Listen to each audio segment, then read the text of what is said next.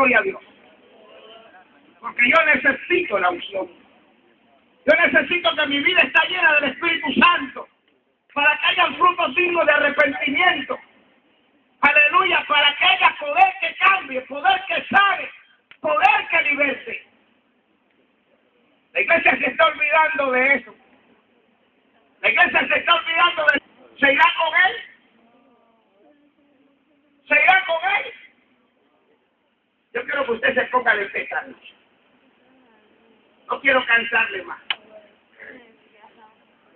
Yo quiero que usted levante sus manos, cierre sus ojos. Y aquí hay una llama. Aquí hay una llama, fuego del Espíritu Santo.